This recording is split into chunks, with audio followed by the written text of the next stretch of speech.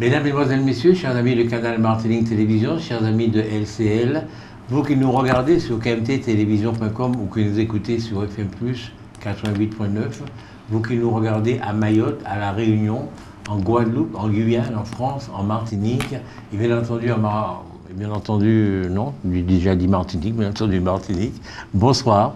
Nous avons le plaisir, le très très grand plaisir de recevoir aujourd'hui Max Auguste Dufresneau. Max Auguste Dufresneau est un spécialiste de l'Afrique, un chercheur que vous connaissez bien puisqu'il a fait pendant de longues années des émissions sur KMT et c'est peut-être le fruit de ces émissions qu'il nous livre aujourd'hui par écrit. Alors 2 livres, Visage d'Afrique dans la Caraïbe, Visage d'Afrique dans la Caraïbe, tome 1, et Visage d'Afrique dans la Caraïbe, tome 2. Ce sont 2 livres absolument passionnants, vraiment passionnants, je crois qu'il faut les lire pour apprendre, non seulement pour apprendre des choses, mais tout simplement parce qu'ils sont agréables à lire, donc on s'amuse en les lisant et en même temps on apprend énormément de choses. Monsieur Dufresneau, bonsoir, comment allez-vous? Bonsoir tout le monde, tous les téléspectateurs. Je suis vraiment enchanté de me trouver ici, en face de vous, monsieur Larcher, qui aimez taquiner les gens. Qu'est-ce que vous avez dans le cou, là? Où? Dans le cou. Le micro? Non, vous avez quelque chose dans le cou. Ah, c'est un collier. Est-ce qu'on peut faire un gros plan sur ça? Vous avez un collier. Mais c'est quoi ce collier? C'est un collier que j'ai acheté en Martinique, ça. C'est un collier qu'on vend dans tous les marchés de la Martinique. Bon, il y a du matériel qui pompe. Oui, voilà. on fait l'ensemble, quoi. Ça s'appelle la croix de Ankh. La croix de Ankh, c'est une croix égyptienne.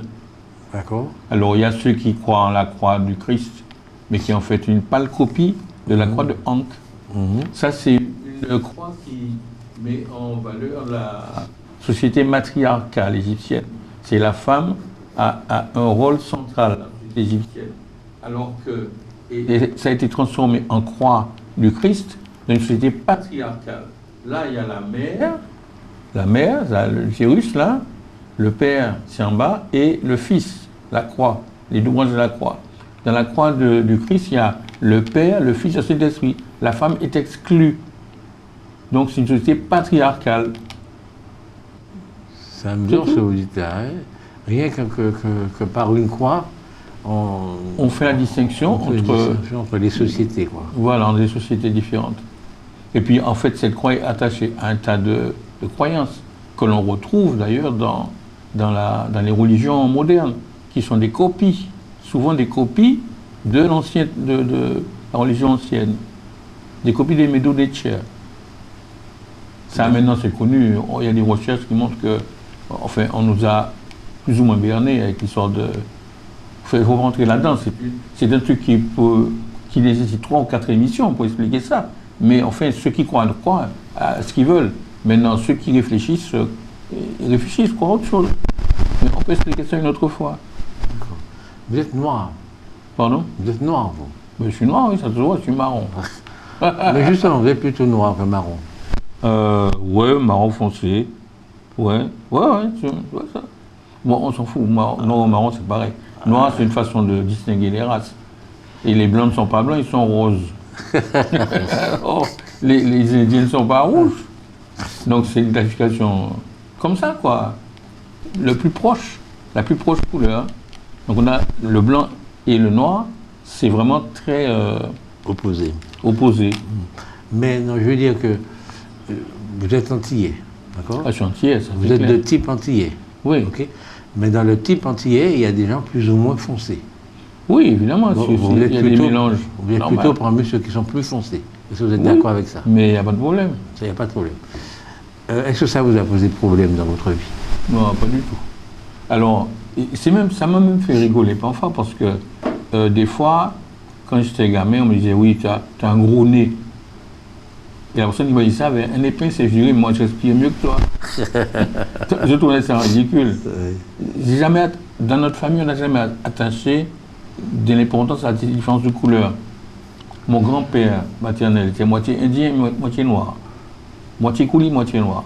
Ma grand-mère paternelle est mulâtresse. J'ai des cousins qui sont tous chabins, les Bernabé de Saint-Pierre. Ils sont tous chabins. Nous et Dufresneau, on est tous pratiquement noirs. Donc, Nous, la couleur n'a jamais été un problème pour nous, la famille, quoi. On trouve que c'est secondaire. Et dans votre vie, en Martinique, ailleurs, est-ce que Non, le dans ma fait vie, d'être non, noir a non. déterminé quoi que ce soit? Non, moi je pense que chacun se détermine par sa valeur. Si vous avez des gens qui sont en costume, vous avez quelqu'un qui vient en costume, a priori, il est instruit, c'est quelqu'un de respectable. Bon. Vous avez un autre qui vient en boubou, en dégingandé, on dit, oh, celui-là c'est un voyou. Donc il y a des schémas comme suivent les gens. Et quand celui qui est en costume parle, on dit, mais en fait, c'est un crétin. Vous voyez? Et celui qui est en boubou parle, on dit, tiens, mais ce gars-là, il va se mettre intelligent. Donc l'apparence est souvent trompeuse. Mais vous savez, si je dois vous recevoir, par exemple, pour un emploi, et que vous entrez par la porte, si j'ai une impression de vous, une première impression, eh bien en réalité, pendant la conversation que nous aurons, inconsciemment, j'essaierai de confirmer la première impression que j'ai de vous. Oui. Si par contre vous me faites mauvaise impression, mais ce sera le contraire. Donc la première impression, c'est quand même très important. D'être bien habillé, Oui, ça vous donne un avantage par rapport à celui qui est mal habillé, que vous le vouliez ou non. Attendez, mais je finis ma question. Ah, d'accord. Ma question est de savoir si le fait d'être noir, vous l'avez ressenti parfois comme a priori un handicap, quelque chose de négatif. Alors, moi personnellement, j'ai pas tellement suivi ce schéma-là. Parce que, en fait, mon père m'a formé pour être un chef. Il a dit dans la vie, il faut être chef. Il a tout loupé alors. Faut être sous-chef. Il a loupé votre éducation alors. Non, si tu fais des études pour être sous-chef, c'est pas la peine.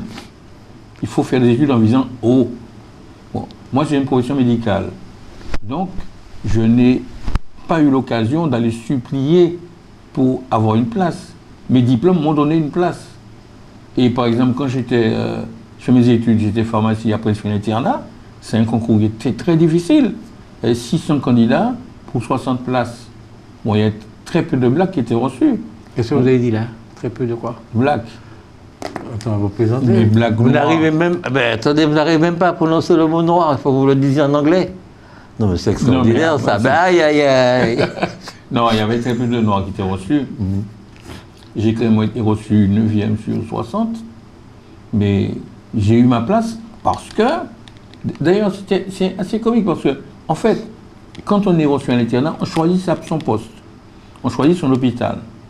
Je me suis dit, mais ils sont tous racistes en France, c'est pas la peine, je vais choisir je choisis Argenteuil.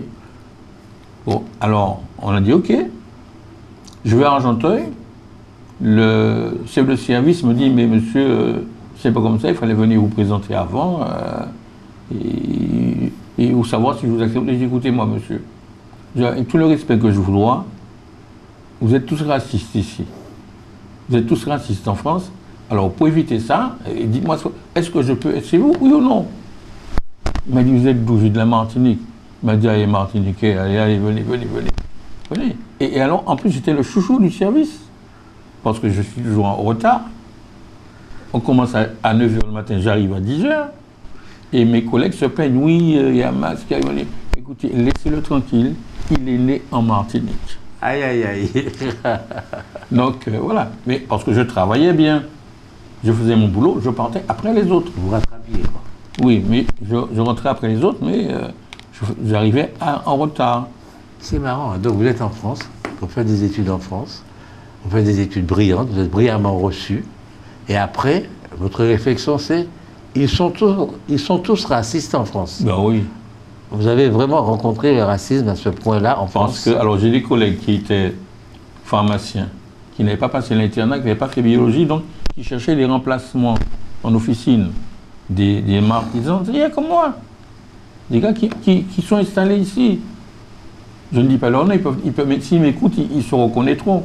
Quand il y a des postes à pourvoir, un remplacement, ils téléphonent, on dit OK. Et quand ils arrivent, on dit toujours oui, qu'il y a quelqu'un qui a ceci, voilà. Donc ils ont eu beaucoup de problèmes comme ça. Moi, je n'ai pas eu ces problèmes-là, parce que je n'ai pas suivi cette filière. J'ai suivi une filière où on est chef. Mais dans la vie de tous les jours, est-ce Est-ce que vous avez eu l'occasion de vous heurter au racisme en France, dans la vie de tous les jours? Honnêtement. Non, vraiment pas, non. Non, non, non, non. Pas, je pense, non, même pas à l'armée. Même pas à l'armée. Donc on peut dire qu'il y a des racistes en France comme partout, Oui. mais la France n'est pas raciste. Non, la France n'est pas raciste. C'est-à-dire que le gouvernement français a un comportement impérialiste et colonialiste envers des États qu'il domine et s'est mêlé de racisme. C'est normal, l'impérialisme et le racisme, tout ça, ça marche ensemble. Nazisme, racisme, colonialisme, c'est la même famille. Donc, mais dire que le français est raciste, non. Moi j'ai de très bons amis français. Hein. Il y en a un on est devenus copains après s'être battus. Ah bon? Ah oui, parce qu'il m'a teinté de Blanche-Neige, il a fait une bonne raclée et on est copains jusqu'à présent. D'accord. Vous avez assimilé le nazisme au colonialisme. Vous pensez ça vraiment? Alors, je vous renvoie à Discours sur le colonialisme d'Aimé Césaire, qui explique que ce que les Européens reprochent à Hitler, au nazisme, c'est d'avoir appliqué à des Blancs des méthodes qui étaient appliquées à des Noirs et des Arabes. Effectivement. Donc, nazisme, racisme, c'est la même famille. Ah oui. Donc vous êtes un spécialiste de l'Afrique? Non, pas du tout. Ah. Je ne suis pas spécialiste de l'Afrique. Je connais aussi bien l'Afrique que l'Amérique du Sud, que les Antilles. Je suis spécialiste des Antilles alors.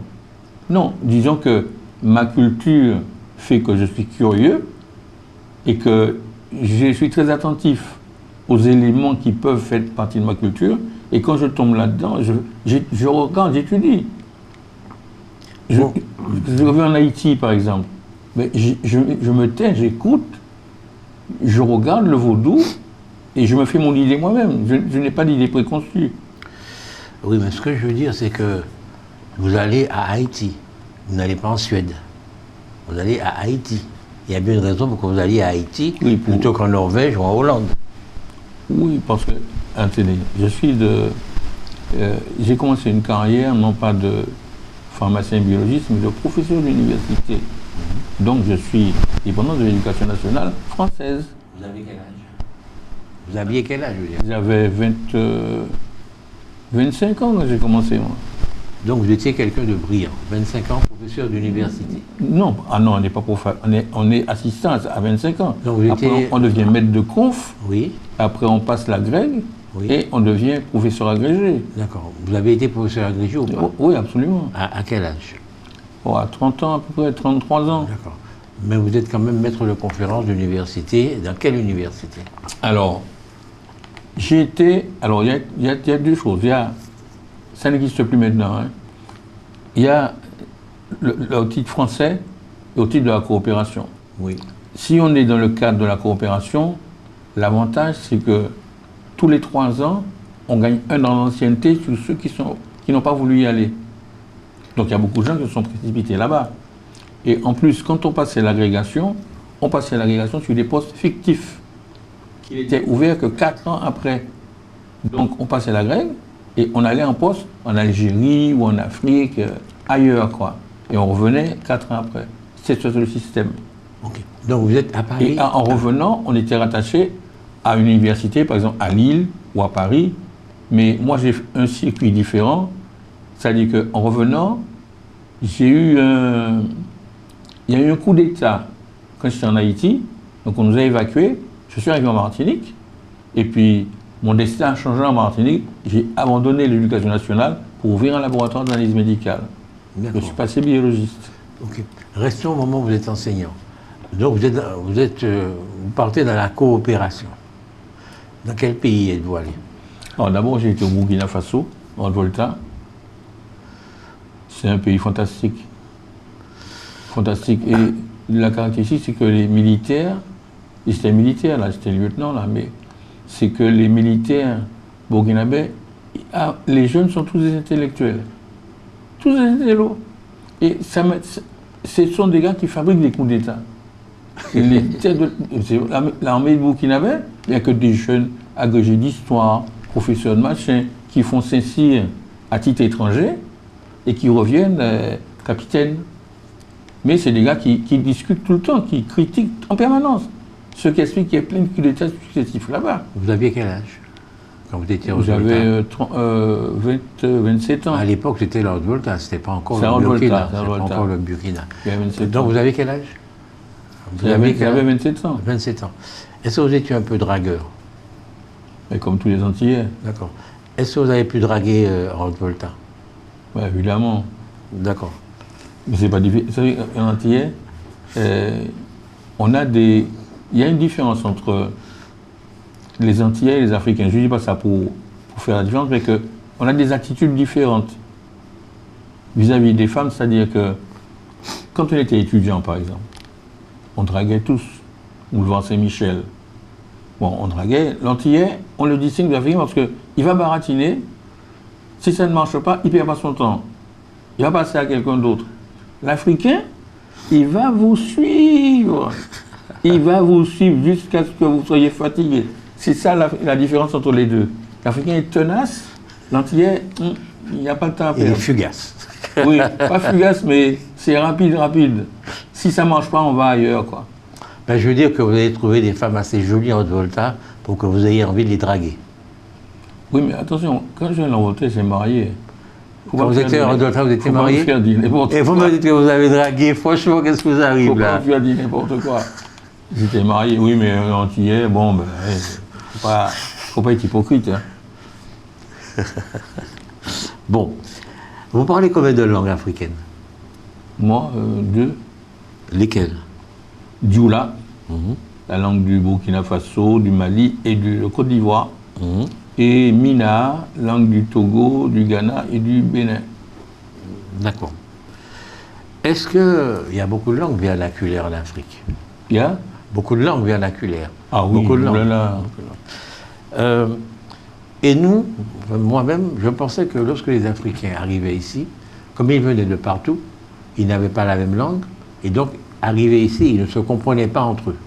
Et dans votre livre, vous expliquez que c'est faux, oui, que justement, donc, dites-nous. C'est faux parce que il y a ce qu'on appelle des aires culturelles, c'est-à-dire que l'Afrique est divisée en pays, mais c'est arbitraire, ça a été fait en 1885 par Bismarck en Allemagne. Bon, ils ont tracé des lignes en fonction des prédateurs, quoi. Ils ont tracé des lignes, des limites, pour que les gens ne se bousculent pas en volant les terres des gens. Mais ils n'ont pas respecté les éthiques qui existaient. Par exemple, il y a des aires culturelles, il y a des... Je prends l'exemple du Togo, je parle de l'ère Adjaévé.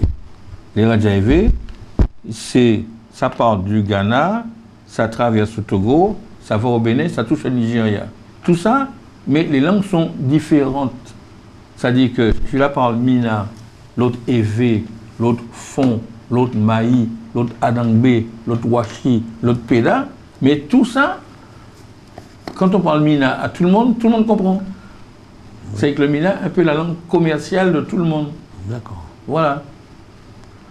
Donc, alors, c'est pourquoi, si on prend quelqu'un, et les distances sont grandes, si on prend quelqu'un au Ghana, on prend un autre à 1000 km plus loin, on prend un Evé là et un Maï là, ils sont à 1000 km, ils se comprennent. Quand on les met ensemble, comme si on prend un Martiniquais, un Guyanais, un Guadeloupéen, qu'on les met sur une île déserte, ils vont forcément se comprendre. Mais c'est ça qui s'est passé pendant l'esclavage. Mais c'est que ceux qui nous ont raconté l'histoire, ils n'ont pas le temps de s'occuper de ça. Un gars qui colonise, il ne s'intéresse pas à la culture des gens. Il ramasse, pour lui c'est de la marchandise. Et puis il parque les gens. Et puis, bon, alors on donne n'importe quel nom aux gens. Bon, celui-là parle... bon, on trouve quand même dans les listes d'esclaves, on trouve les épées, c'est les évés.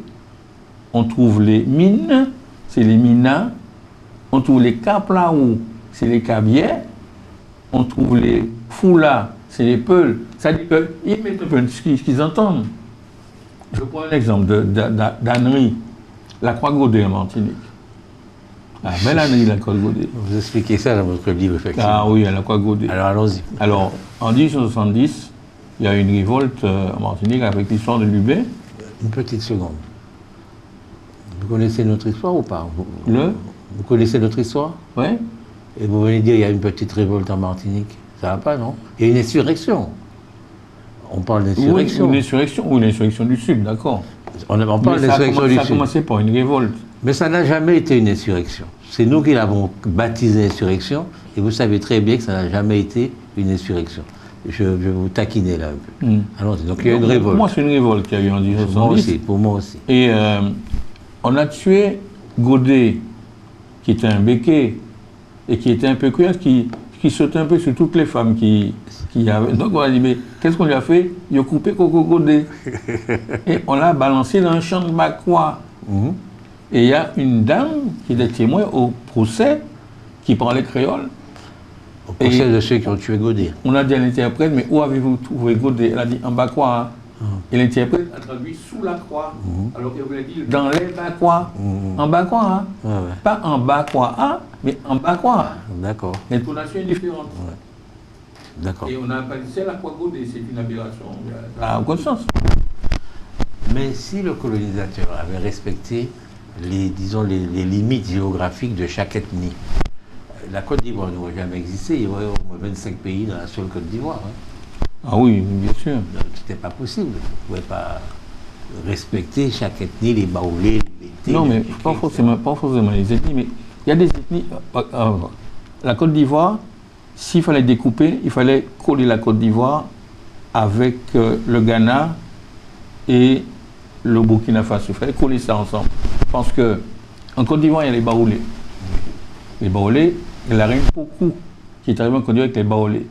Mais les Baoulés sont en fait des Ashantis du Ghana qui ont fui à une histoire de succession. On a tué le roi. La sœur du roi qui s'appelait Pokou a filé et après a passé la frontière et est arrivée sur un fleuve. Et sur le fleuve, il y a les devins et les esprits. Elle avait un bébé en main. Qui lui ont dit que pour que vous puissiez passer, les hippopotames vont s'aligner, vous faire un pont, mais il faut jeter le petit dans l'eau. Et elle a jeté son enfant.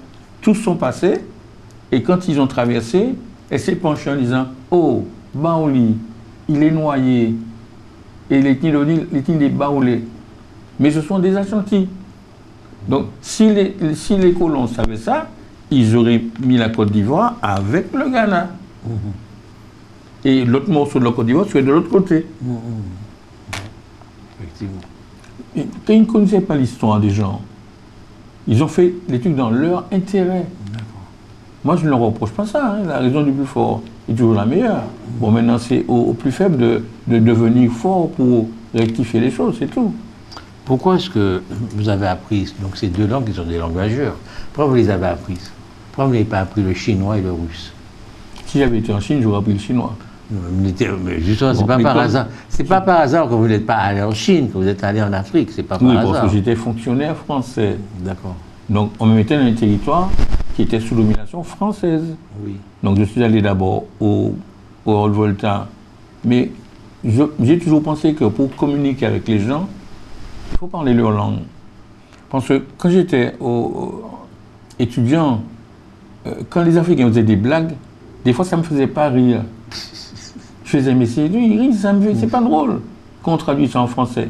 Mais quand j'apprends la langue et que je fais la même blague dans leur langue, ça me fait rigoler.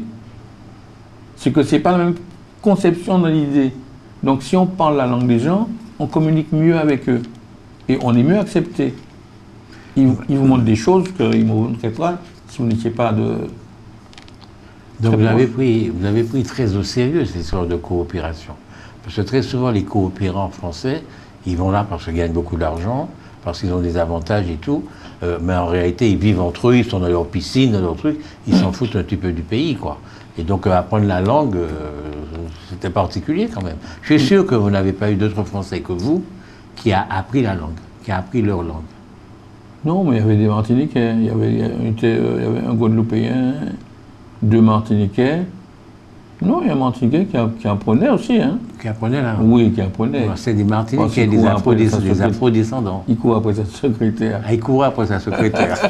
Donc il fallait qu'il parle la langue. Il parlait bien. Oui, il parlait bien. C'est joli, hein, ça. Il courait après sa secrétaire. C'est un beau créolisme, hein? Mais oui, c'est ça. Identifié. Ouais. Non, mais apprendre la langue, c'est important. Après, quand je suis allé au Togo, j'ai appris la langue. Parce qu'en fait, comme j'étais enseignant, pour le contact, c'est mieux. Les étudiants, spontanément, ils posent des questions. Mais ils sont pas obligés de le formuler en français. Le premier truc qui vient à leur esprit, c'est de parler leur langue. Donc, ils parlent leur langue. Si je comprends, je réponds. Donc tous les hexagonaux qui arrivent ici devraient apprendre notre langue, le créole. Moi, je pense. Vous pensez ça vraiment? Je pense qu'on devrait leur faire un recyclage avant de... Bon, parce que quand on va dans les écoles, ils apprennent à nos enfants des repères qui sont des repères occidentaux. Et puis, bon, on ne parle pas de manguier, on parle de chêne, des trucs comme ça, des lièvres. Il n'y a pas de lièvres, des lapins. Il y a des différences. Donc on devrait les recycler pour... En fait, ils désacculturent nos enfants. Ils désacculturent nos enfants. Ah oui, oui. D'accord, ils désacculturent nos enfants. Dites-moi. Oui. Non, dire quelque chose. Ils sont à côté de leur réalité, quoi. Ok. Dites-moi, vous parlez d'Ioula alors? Vous parlez d'Ioula? Oui. Est-ce qu'il y a des livres de physique-chimie et de mathématiques en Dioula? Non, mais on peut en faire. Attendez, je vous demande si on peut en faire, s'il en existe. Je ne sais pas, je ne suis pas dans l'éducation nationale. Arrêtez, vous savez très bien qu'il y a. Non, je pense qu'ils en ont fait. Je pense qu'au Burkina Faso, il y a toute une réforme d'éducation nationale. Le français ne sera plus langue officielle bientôt. Donc le Dioula deviendra une des langues officielles du Mali et du Burkina Faso. Donc je pense qu'ils ont intérêt à faire leurs livres dans leur langue. Et le Mina, est-ce qu'il y a des... Le Mina, c'est au Togo. Alors, est-ce qu'il y a des livres? Alors la langue académique, c'est l'évé. L'évé s'écrit, c'est une des deux langues officielles du Togo, l'évé. D'accord. Mais le Mina, c'est un peu l'argot de l'évé. D'accord. C'est le truc que les marchands véhiculent au marché, etc., quoi. Alors, est-ce qu'il y a des livres de physique-chimie, de mathématiques en évé?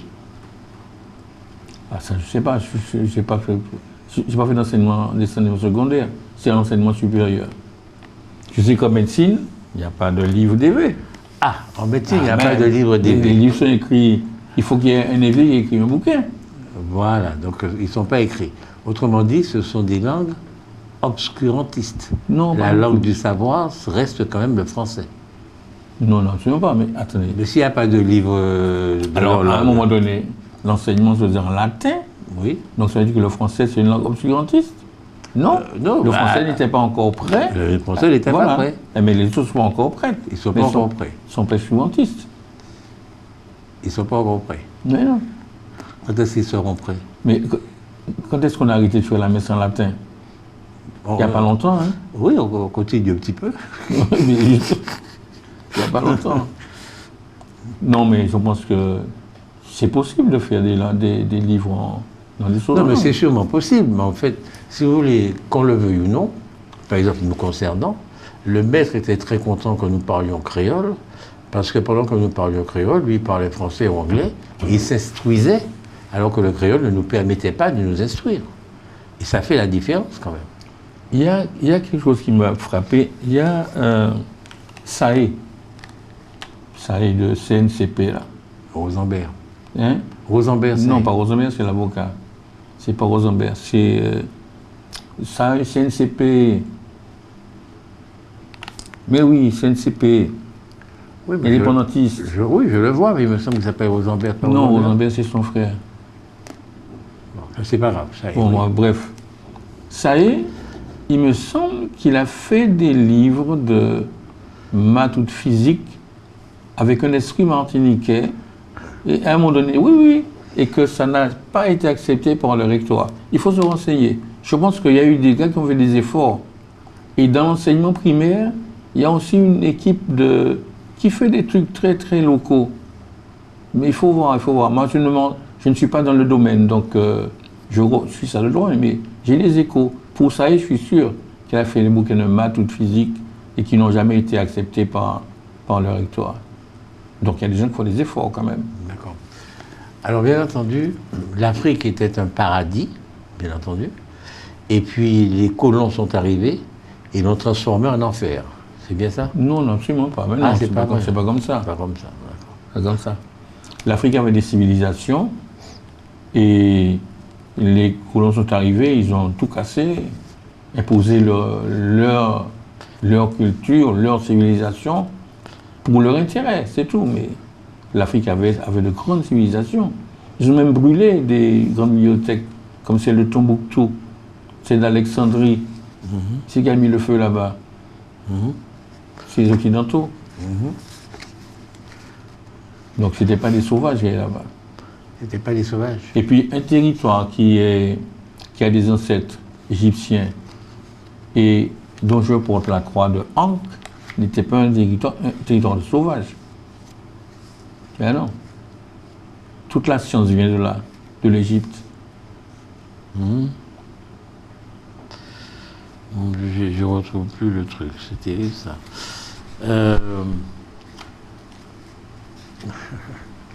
Lorsque vous tuez des gens pour faire tomber la pluie, lorsque vous mourrez, vous exigez qu'il y ait 40 femmes qui soient enterrées avec vous, qu'on tue, vous les enterrez avec vous. Est-ce que c'était plus civilisé ou moins civilisé que l'Occident?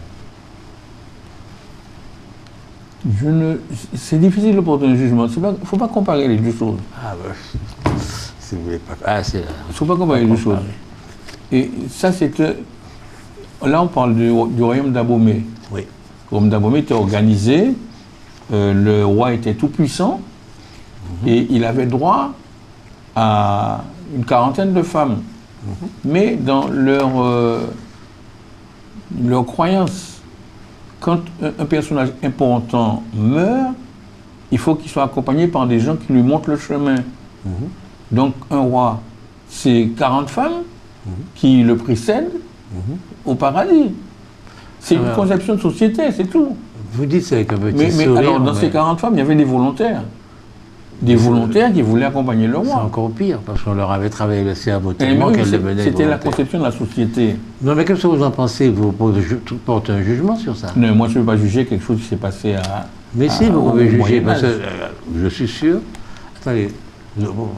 Alors, il y a pire que ça, parce Il y que a pire. les prisonniers de guerre, Oui. il y avait un amusement du roi. Il avait une plateforme, à peu près à 2 mètres du sol.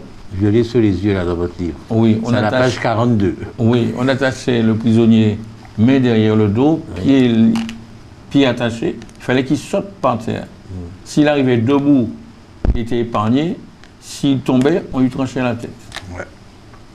Et la tête servait de support au pied des sièges royaux. Voilà. Et il faut le voir. J'ai plein de parents qui sont venus. Je les ai emmenés au Bénin, on a visité. Il y a même un temple dont les murs sont faits avec du sang humain. C'est pire. Mais du mortier, du sang humain, de l'eau, du sang humain, ils font les murs. Mais c'est tout qui existait. Donc, il y avait c'était une civilisation cruelle. En plus, c'était un royaume esclavagiste. Donc, quand les Béninois viennent faire leur macaquerie, là, nous sommes des frères, etc., ils disent attention, il y a des gens qui ne comprennent rien, mais il y en a au moins qui ont voyagé et qui connaissent l'histoire. Le royaume d'Abomey, c'est un royaume d'esclavagistes. Ils vendaient des esclaves. Ils vendaient qui? Ils vendaient leurs voisins. Ils ne pouvaient pas vendre leurs gens. C'est pourquoi il y a très peu de fonds par rapport aux autres. Il y a beaucoup d'Aïdjias élevés qui sont venus chez nous. Mais parmi eux, il y avait une minorité de fonds. Parce que c'est eux qui vendaient les autres. Donc on trouve quoi? On trouve des gens d'Alada et des Aradas. Toutes ces nourritures. Son papa était de Alada, Arada. C'est un royaume qui est ennemi au royaume d'Abomey. Bon, on va trouver des Minas. Pourquoi? Parce que à cette époque, en 1660 par là, les Minas venaient du Ghana, ils étaient vaincus, donc ils dégringolaient le long de la côte. Mais on les ramassait parce qu'ils couraient le long de la côte pour aller s'établir à Nécho. On met un filet, on ramasse tout le monde. Donc les Minas, on en a ramassé en pagaille. On les retrouve en Haïti, on les retrouve même dans des villages de nègres marrons de la forêt guyanaise. Vous parlez de ça comme si c'était des poules, quoi. On met un filet, on les a ramassés. Oui, non, mais c'est pour bizarre. dire que... Non, c'est pour contrer l'histoire de Dahomey, là. Ça m'énerve quand tu dis ça. Quand il y en a qui disent, ouais, on Dahomey, on n'est pas plus Dahomey que quelque chose soit. il y a beaucoup d'Adja élevé chez nous, Martinique, Guadeloupe, tous les pays qui ont été colonisés par les Français. C'est les mêmes personnes. Pourquoi il y a les mêmes personnes partout? Parce que la France n'était pas un grand pays. On se fait une idée de la France. La France était un tout petit pays dans la colonisation, dans l'esclavage, c'était un tout petit pays. Les gens qui avaient des flottes, c'était l'Angleterre, le Portugal, l'Espagne, le Danemark. Il y en avait encore du Nord. Les Danois, oui, les Danois, et les Portugais. Mais les Français avaient un tout petit morceau de terrain. Les Français avaient un petit bout de terrain au Sénégal, une petite encoche au Sénégal, et ils avaient une encoche sur une côte qu'ils ont eux-mêmes appelée côte des esclaves. Parce que c'est là qu'ils puisaient. C'est Togo, Bénin, Ghana. Mais à Ouida, au Bénin, il y a un fort où alors le royaume d'Abomey vendait des esclaves à des Portugais, métis portugais qui étaient à Ouida, qui vendaient aux Français. Ils ne vendaient pas des fonds. Ils vendaient des minas, ils vendaient des pédas. Et la preuve, c'est qu'il y a un village pédas sur la route d'Abomey, avant. Et mais dans ce village, on trouve 2 legbas, c'est-à-dire deux personnes enterrées jusqu'à la ceinture. C'est 2 généraux fonds, donc du royaume d'Abomey, qui venaient ramasser des esclaves là-bas. Ils ont mis debout là, 2 statues. Donc quand on vient nous raconter, comme M. Talon, président du Bénin, vient raconter qu'on est des frangins ici, non, au contraire. Et je trouve que c'est très mauvais parce que, en plus, il vient voir qui? Il vient pas voir les descendants des esclaves. Hein. Il va à Benayotte. Hein? Il va à Benayotte. Bon. C'est même logique qu'il aille le voir. Parce que son grand-papa vendait au grand-papa de l'autre. Oui. Ah oui? J'ai fait cette réflexion-là aussi. Je me suis fait cette mais réflexion. Oui, c'est des copains. Ok. Et donc, les Africains ne sont pas forcément nos frères. C'est pas question de nos frères, c'est-à-dire que l'origine ethnique, on est africain, on est afrodescendant. On est afrodescendant, c'est clair, mais l'origine même ethnique, si on veut savoir d'où viennent la majorité de nos ancêtres, c'est pas là. C'est pas là. Et on peut même dire que beaucoup de nos ancêtres ont été vendus par eux, justement, par les Béninois. Non, mais on va nous raconter l'histoire. Moi, donc, j'ai voyagé, j'ai vu. Et il y avait quelque chose que j'ai compris. Quand on regarde la cosmogonie des rois du Bénin, il y en a, et puis il y en a un qui manque. Il y en a un qui manque, qui s'appelle Adam Dozan. Il vient juste avant Guézo. Avant Guézo. Guézo, c'est le père de Glélé, qui est le père de Béanzin. Guézo, c'est le frère d'Adam Dozan. Mais dans la cosmogonie, Adam Dozan a disparu. On met le roi inconnu. Pourquoi? Mais c'est la force. On voit la force du colonialisme sur ces gars-là. Et quand on leur dit, ils se fâchent. Parce que Adam Dozan, on le qualifie de roi terrible, qui tuait les gens, etc. Mais Adam Dozan avait voulu arrêter le commerce des esclaves. Il a voulu arrêter la traite. Et c'est le gars de Ouida qui a dit, ah, mais non, mais on n'aura plus de quoi vendre. Et il a soudoyé Guézo, qui est le frère d'Adam Dozan, pour lui faire un coup d'État. Et il a financé. Les Portugais ont financé pour sortir le gars de là. On l'a sorti. Et puis Guézo est roi. Il est le père de Glélé, qui s'appelle Béanzin. Et puis les Béninois, ils ont oublié le gars. Alors que c'est justement un gars à ne pas oublier. Que c'est lui qui s'est levé pour dire on arrête ça. Il a dit on arrête quoi? Pour le compte là. En réalité, si on demande réparation, il faut d'abord demander réparation aux Africains alors. Non. Mais ça, vous les expliquer. Non. Là, les réparations qu'on demande, c'est pour l'esclavage et la traite. Oui, bon, c'est pour la traite. Aucun Africain n'avait de bateau. Attendez. Vous avez bien dit pour l'esclavage et la traite. Et la traite, oui. Pas seulement pour la traite. Non. L'Africain, là, notre ancêtre, qui arrivait sur le bateau négrier, il était quoi? Le Français qui arrive sur le bateau négrier? L'Africain, notre ancêtre, qui arrive sur le bateau négrier, il est quoi? Statutairement, dans la société. C'est un Africain réduit à l'esclavage. Oui, attendez, là, oui. C'est pas l'Africain réduit, c'était l'esclave. Non. Non. Il faut connaître. Non. Vous jouez avec les mots. Non. Il n'est pas esclave, il est libre. D'abord, le terme esclave n'est pas un mot d'origine africaine. Slave, c'est les esclaves, c'est le Nord. Bon. En Afrique, il y a une différence entre l'esclavage et la servilité. C'est pas pareil. C'est pas pareil. Et captifs, les esclaves, c'est pas pareil. En Afrique, il y a des captifs. Les captifs ne sont pas esclaves. Dans la Bible, tu as Job qui a travaillé 7 ans pour quelqu'un. Il y a ça dans la Bible. Bon, donc, le gars qui est captif, il est dans l'ethnie qu'il a capturée, il travaille pour les chefs de l'ethnie, et au bout d'un certain nombre d'années, on lui attribue une femme de l'ethnie, et il devient assimilé. C'est ça. Non, mais c'est pas ce qui s'est passé pour nos ancêtres. Hein. On ne leur a pas laissé prendre une femme, etc. Non, mais non, c'est sur des bateaux. Eh bien, au Bénin, comme il prenait, parce que dans plusieurs villages, il y a la preuve que des fonds sont venus ramasser des esclaves pour vendre aux Blancs. C'est ce que je vous dis. Oui. Quand ils ont vendu aux Blancs, ils les avaient réduits à l'esclavage. Mais non, ils les avaient vendus aux Blancs. Non. Ils n'étaient pas des esclaves, ils étaient captifs. Ils ont pris les gars prisonniers qu'ils ont vendus, mais ils n'ont jamais été esclaves en Afrique. D'accord. Alors vous faites la différence si entre captifs et prisonniers, esclaves sont pareils. Ok. L'esclavage tel qu'ils ont connu ça dans le Nouveau Monde, ça n'a jamais existé en Afrique.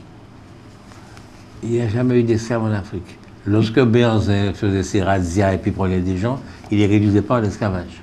C'est des captifs. C'est des captifs. Oui. Vous jouez sur les mots. Mais on ne les battait pas. Attendez, vous croyez que les esclaves, on les battait ici? On ne les battait pas non plus. Ah bon? Comment votre grand-papa est devenu catholique? C'est pas un coup de cravache dans le dos? Non. Laissez-moi vous dire quelque chose. Quand vous allez sur un marché d'esclaves, que vous achetez un esclave cher, c'est pour qu'il puisse travailler pour vous, qu'il puisse vous rapporter de l'argent. Et si vous commencez par le battre sans arrêt et lui faire des misères sans arrêt, il ne vous rapportera pas d'argent, puisqu'il ne pourra pas travailler. Donc cette image que vous essayez de véhiculer là, du nègre toujours en train d'être battu, ce n'est pas la réalité, ce n'est pas possible. Ce n'est pas possible. Et donc les gens, les Africains qui arrivaient sur le bateau négrier, excusez-moi, vous pouvez les appeler comme vous voulez, en France c'était les des serfs. Africains réduits en esclavage. Ben oui, c'est ce que je vous dis, ils étaient réduits en esclavage. Ils n'étaient pas esclaves. Oh là là, ils sont réduits en esclavage, mais ils ne sont pas esclaves. Non, il y a une différence entre l'Afrique et la traite. Oui, il y a une différence. L'esclavage n'existait pas sous la forme où on l'a connu dans le Nouveau Monde. On est d'accord. Voilà. Ce qui existait, c'est la captivité. D'accord. Il y avait des captifs parce qu'ils se faisaient des guerres entre eux. Il y a des guerres tribales. Oui, bien sûr. Beaucoup.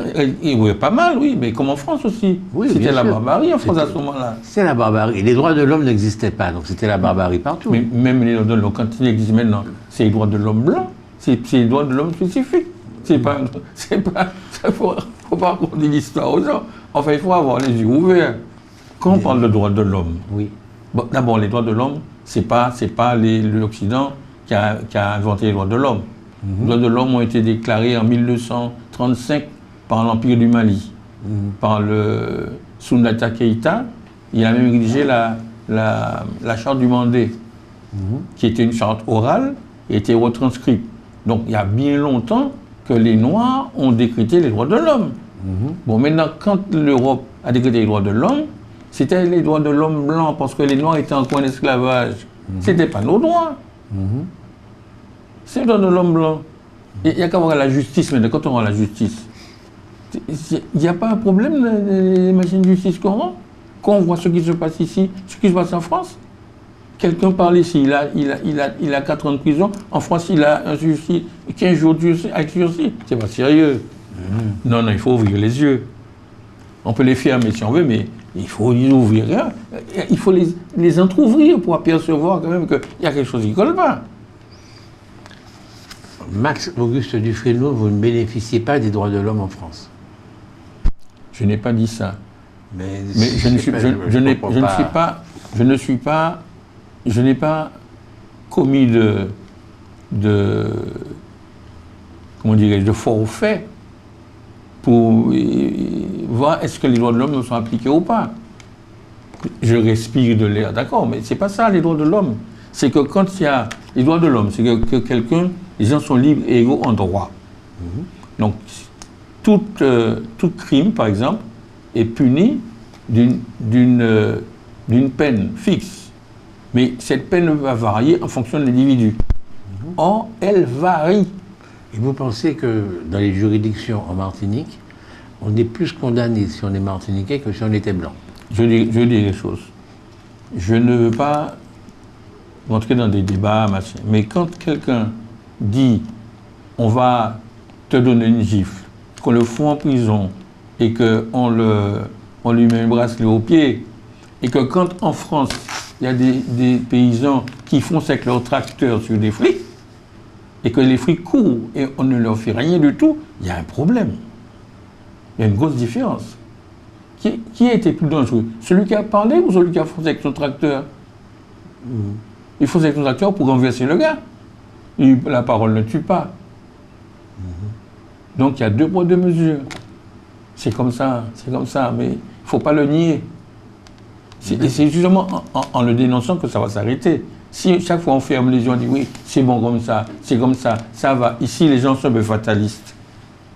Le truc arrive, bon, ça va, c'est bon, et ça ne se reproduira pas. C'est-à-dire, on vit dans un rêve éveillé, que ça s'appelle.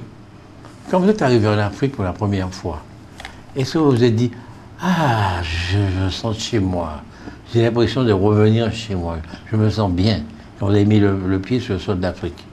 Non, non. Il y a un seul dont je me sens chez moi, c'est ici en Martinique. J'ai beau travailler 30 ans dehors, chaque année, je suis en vacances chez moi ici en Martinique. Le seul dont je me sens à l'aise, c'est chez moi. Quand je suis ailleurs, mais je suis quelqu'un de civilisé et de courtois. Je ne vais pas critiquer ceux qui me reçoivent. Donc je regarde, j'apprécie. En allant en Afrique, ça m'a permis de découvrir une partie de ma personnalité. Mais j'ai bien vu qu'il y a des différences. Il y a des différences.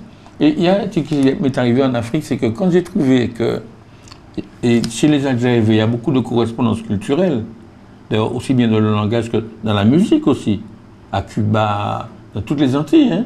Le tambour de Bonda qu'on appelle là, c'est un truc qui est Yoruba. On le trouve à Cuba. À Cuba, il y a même 3 modèles. On le trouve à Porto Rico. On le trouve dans beaucoup d'îles des Antilles. Mais quand j'ai fait la correspondance entre le créole et les langues mina, j'ai fait une conférence. J'ai organisé une conférence avec un autre Antillais. On a fait une conférence sur les survivances lexicales des Adjaévé dans la culture antillaise. J'ai été appelé par l'ambassadeur de France parce que je faisais la conférence au Centre culturel français. Il m'a dit, Monsieur Dufresneau. De quel pays? Togo. Il m'a dit, vous savez, vous faites une conférence sur la culture, mais ne parlez surtout pas d'Aimé Césaire. Il dit, ah bon? Et j'ai compris tout de suite. J'ai dit, mais dis donc, le colonialisme, c'est dur, hein? J'ai dit ça à moi-même. J'ai compris cette réaction. J'ai fait comme si je n'ai pas compris, mais j'ai très bien compris qu'il voulait me dire de ne pas parler. Et ça m'a rappelé pour que... Pourquoi il ne voulait pas que vous parliez d'Aimé Césaire? Mais il a eu le même réflexe que Mérou, l'ancien actuel Premier ministre, quand il était ministre de l'Éducation nationale en 1995, il avait interdit les textes de Césaire en secondaire. Pourquoi? Pour que ça n'éveille pas les consciences. Mais c'est pareil chez les Africains. Il ne faut pas éveiller leur conscience. Laissez-les là qu'on s'assoit dessus tranquille. C'est ça que ça signifie. D'accord. Et vous avez fait ça, vous n'avez pas parlé d'Aimé Césaire? Je n'ai pas parlé d'Aimé Césaire, je suis français. Mon ambassadeur me demande quelque chose. J'estime que c'est un service qu'il m'a demandé. J'ai accordé le service.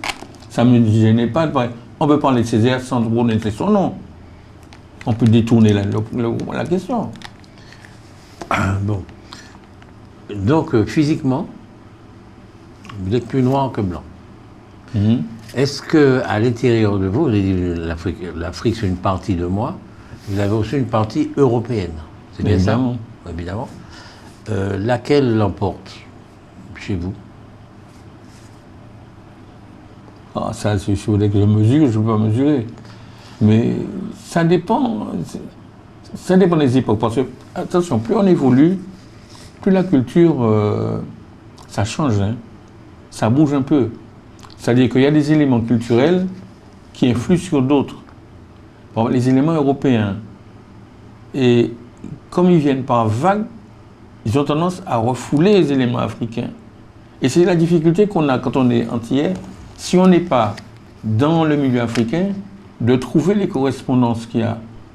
Par exemple, ma mère nous racontait que lorsqu'elle était gamine, à la Josso, il y avait la fête des ignames. Ça n'existe plus.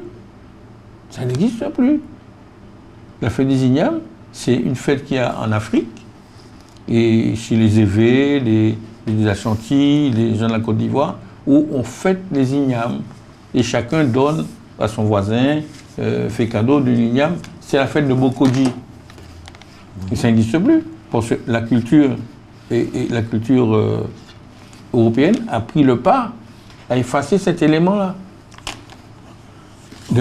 Avant, on racontait l'histoire de zombies. Les gens, quand on marche en avion, on voit des cercueils à travers les routes. Mais on raconte plus ça. Peut-être parce qu'il y a de la lumière. Ah, c'est ce que j'allais vous dire. Les rues n'étaient pas éclairées. Les rues n'étaient pas éclairées, c'est-à-dire que là, vous ne pouvez pas avoir les mêmes histoires dans des pays développés que dans des pays qui ne le sont pas. Oui, mais voilà, c'est que donc la culture, il y a des bases qui restent. Mais il y a des... Quand Glissant parle de créolisation, je comprends ce qu'il dit, Glissant. Hein. Qu'est-ce que vous pensez de la créolité alors? Parce que la créolité, c'est ça, c'est-à-dire nous sommes un mélange des deux, un mélange harmonieux, nous sommes le monde de demain. Qu'est-ce que vous en pensez? Oui, pour moi, la créolité...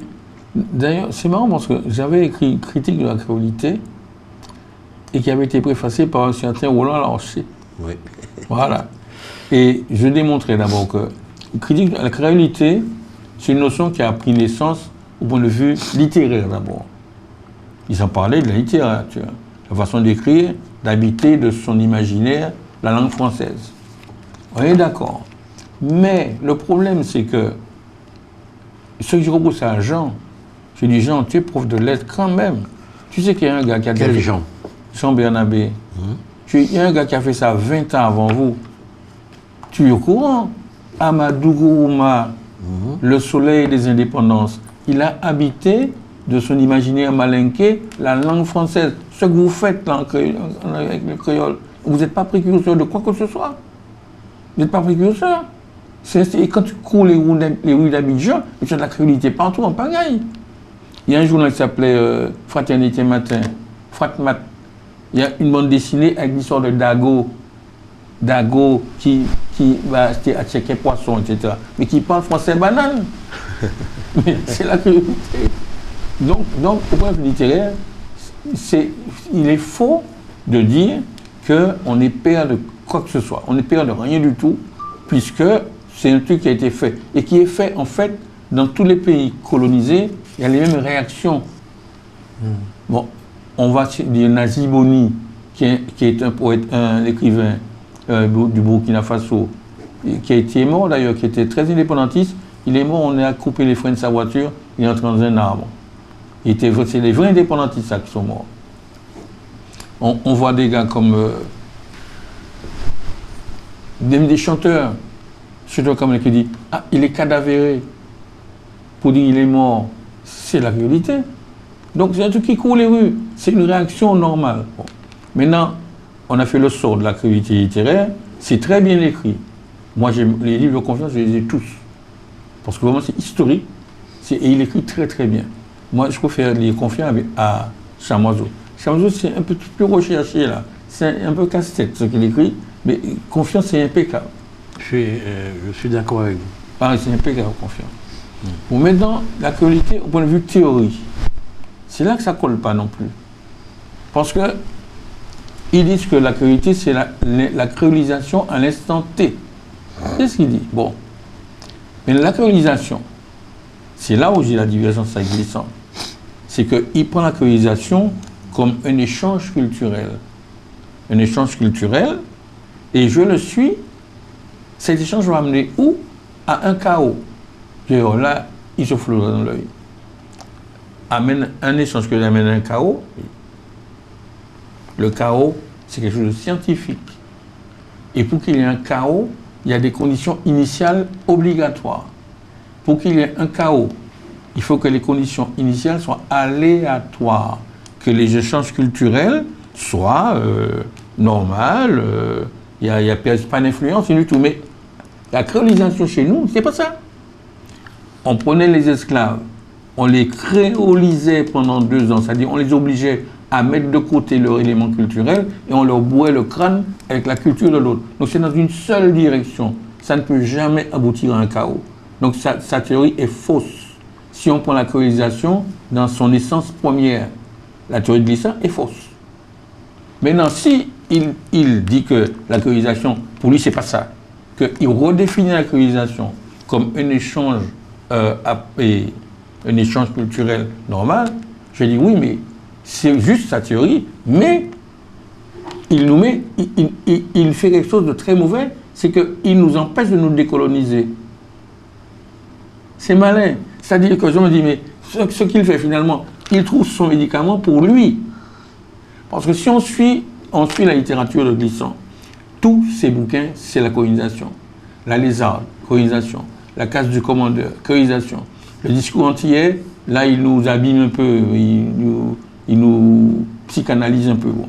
Mais tous ces trucs, c'est colonisation. Mais arrivé à la fin de son... Il faut bien qu'il décolonise.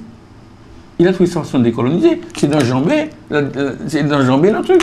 S'il enjambe la colonisation, il change le sens de la colonisation, mais ça fait belle. On va arriver à une nation, tout le monde sera beau, gentil, on sera égal, etc. Mais il y aura des malades qui sont restés en route.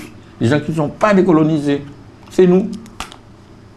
C'est pourquoi je dis que c'est littéralement... C'est nous les Martiniquais. Oui, littéralement, c'est très joli comme théorie, mais c'est pas bon pour notre santé mentale.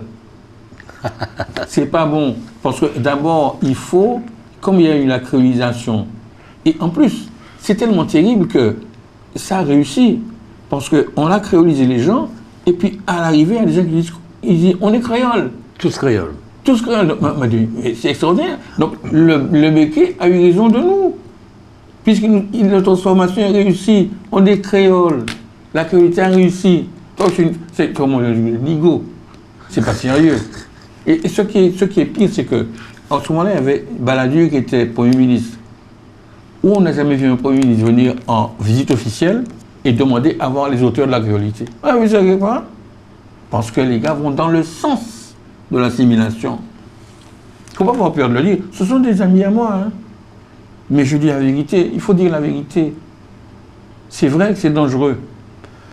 C'est un beau style. Monsieur Dufresneau, votre analyse est forcément la vérité. Non, mais mes analyses s'appuient sur des trucs scientifiques. Il faut dire la vérité. Donc, ce que je dis, c'est la vérité. Oui, ce que je dis, c'est... ce que je dis se met en garde, les gens. C'est que la théorie de Glissant, qui parle de la colonisation comme un échange culturel et à part égale, est fausse. Mais c'est pour ça que je demandais combien il y a de vous d'Europe et combien il y a de vous d'Afrique. Est-ce que c'est égalité? Est-ce que vous penchez d'un côté ou pas? Parce que si c'est égalité, enfin, vous assimilez les deux, eh bien il n'a pas tort, vous êtes un créole. Non, parce que vous n'êtes ni un Africain, ni un Européen. Non, alors voilà. Normalement, et si je ne suis pas médecin, je suis pas psychanalyste, mais j'ai quand même des petites notions. J'ai des notions, pourquoi? Parce que, je dis, quand j'étais jeune, je baratinais quelqu'un qui faisait psycho. Et j'ai même été, la suivre dans les cours. Suivre le cours pour la baratiner avec elle. À la sortie. Vous étiez amoureux, quoi. Ah oui, pour ne pas la lâcher. Et en cours, j'entre au cours. J'ai rien à foutre au cours, mais j'entre au cours quand même. Et je suis la Gestalt théorie, tout ça. Moi, je connais ça. Freud, Lacan, j'ai avalé ça pour pouvoir baratiner la fille.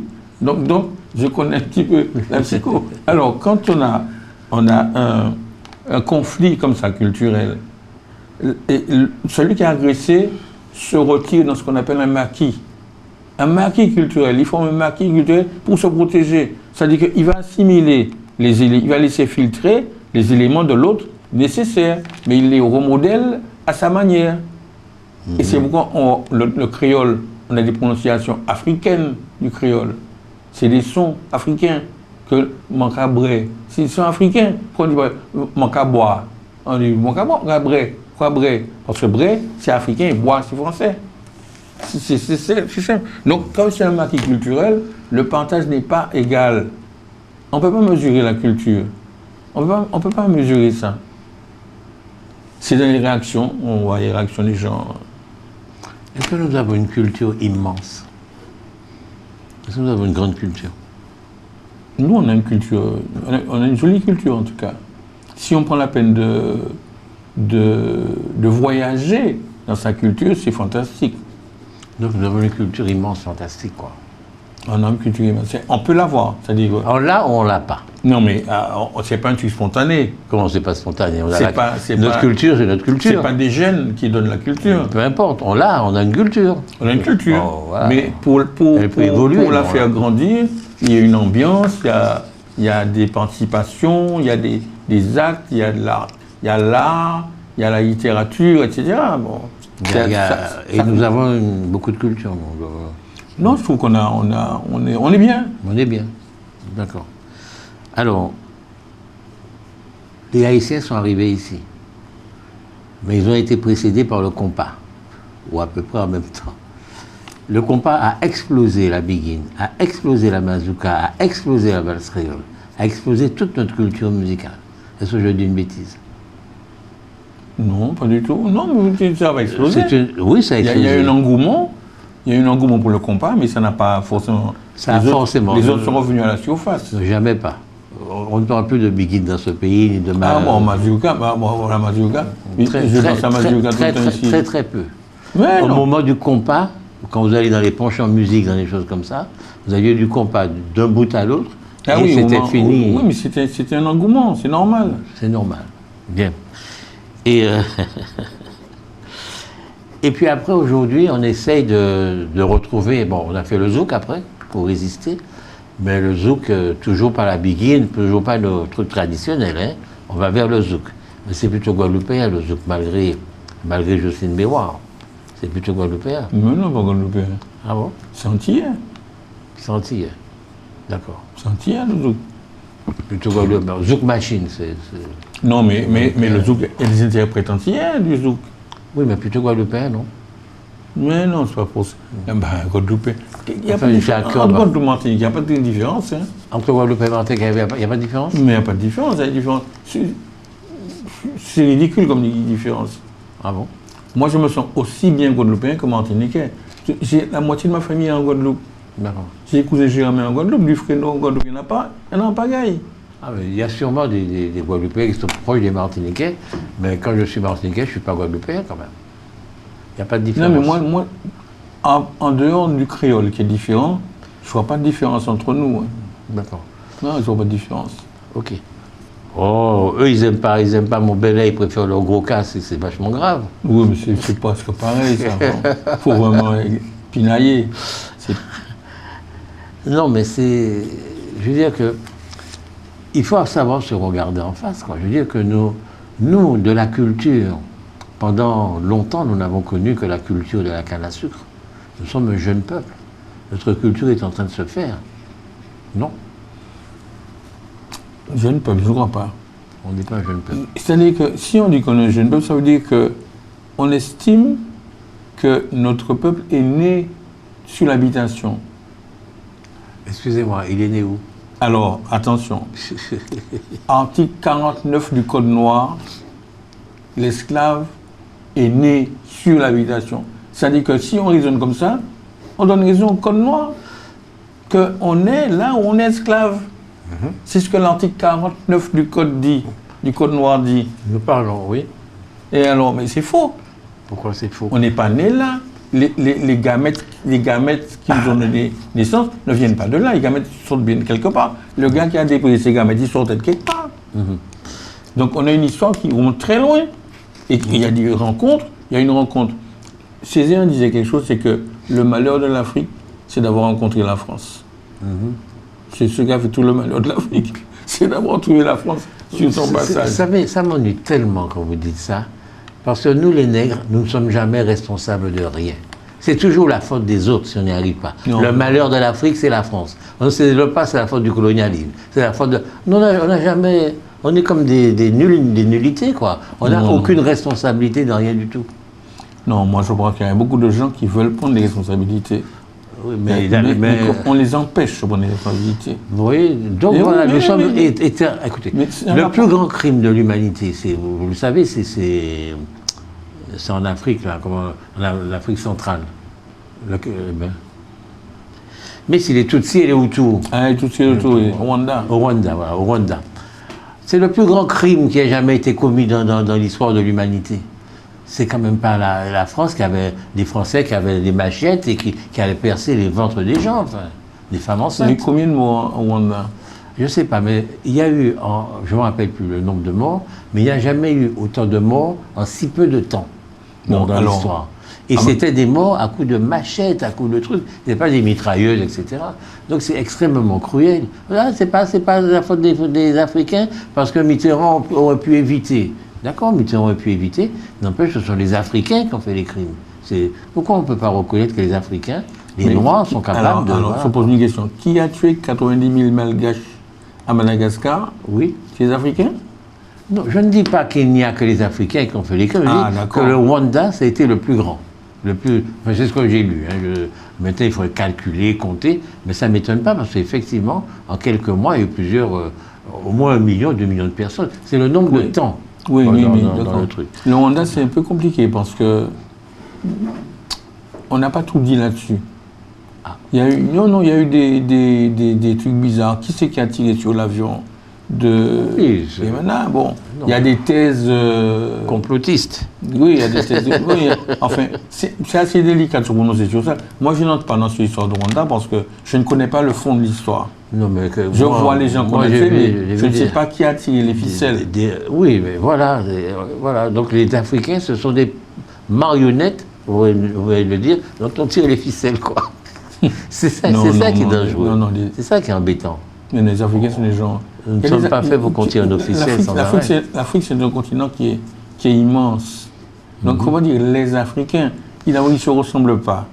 Le Sénégalais n'a rien à voir avec le Zambien. Est-ce que l'Afrique est plus balkanisée que l'Europe? Ah oui. Alors, ça dépend, parce qu'il y a toute une zone, et Zambie, Tanzanie, Kenya, on peut regrouper tout ça. Ils parlent Swahili. Il y a toute une grande région qui parle Swahili. Et à l'est, l'Afrique orientale parle Swahili, quoi. Parle Swahili. C'est peut-être... Non, il y a comme un peu plus de... En fait, on a fait que c'est plus balkanisé, mais en fait, si on fait en aire culturelle, c'est plus homogène que l'Europe. Si on fait en aire culturelle, hein. Mais en pays comme ça, ça n'a pas de sens. D'ailleurs, lorsque l'OUA, dans son article 2 de sa charte, a dit qu'on reconnaît les frontières héritées de la colonisation, c'est une aberration. Pourquoi ils ont fait ça? Parce que l'Organisation unitaire africaine est financée par la France. C'est eux qui donnent à manger, c'est eux qui te commandent. Mais oui, on ne peut pas faire une association payée par quelqu'un d'autre. Et vous allez toujours faire ce que l'autre veut. La France est en train d'être chassée de l'Afrique ou pas en ce moment? Là, est-ce que la France est en train d'être chassée de l'Afrique en ce moment? Chassée, je ne crois pas que ça... C'est pas ça que ça veut dire, non. Moi, je connais les gars du Burkina, je les connais bien. Ils ne sont pas anti-français, hein. Pas du tout. Mais... ils veulent un autre type de relation. Ils pensent que la France profite d'eux. Bon, au Niger, c'est évident. La France pompe l'uranium presque gratuitement. C'est évident. La France a exagéré à certains endroits. C'est très simple de faire du donnant-donnant. Des gars, ils ne seraient jamais partis. Et puis, il faut enlever l'armée de là. Qu'est-ce que là? Les Sénégalais, on dit, quand les nouveaux Sénégalais qui sont là, on dit, bon, on va demander à Macron de mettre des soldats sénégalais en France, puisque les soldats français au Sénégal. Oui, c'est un échange. Et qu'est-ce que ça a donné? Non, parce que le chef d'état-major du Sénégal, il est plus français que les Français. Il est plus français que les Français.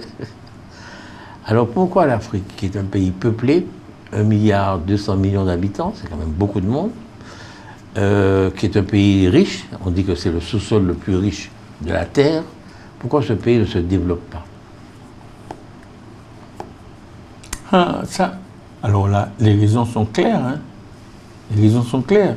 C'est de la faute à la France. Non. Je dis d'abord, il faut dissocier l'Afrique. L'Afrique, c'est un continent. Toute l'Afrique n'évolue pas à la même vitesse. Il y a l'Afrique, on parle de l'Afrique francophone. C'est celle-là qui est en retard. Ce n'est pas les autres. Le Kenya, le Nigeria, ils sont beaucoup plus en avance que les pays francophones. Pourquoi? Parce que les relations entre la décolonisation faite par l'Angleterre est différente de la décolonisation faite par la France, qui en fait n'est pas une décolonisation. L'Angleterre a fait une décolonisation, la France a fait une fausse décolonisation. L'Angleterre a libéré les gens. L'esprit d'Angleterre, la colonisation de l'Angleterre, c'était ne pas profiter des gens, mais de profiter du pays à travers les structures existantes. Ils n'ont jamais remplacé les gens. Les gens se sont gouvernés eux-mêmes, mais ils travaillaient pour l'Angleterre. En France, on fait table rase des autochtones et on place les Français. C'est différent. C'est un truc direct. Et lorsqu'on a décolonisé, c'est quoi je dis que De Gaulle, si je le considère comme résistant français, c'est un grand homme. Chapeau.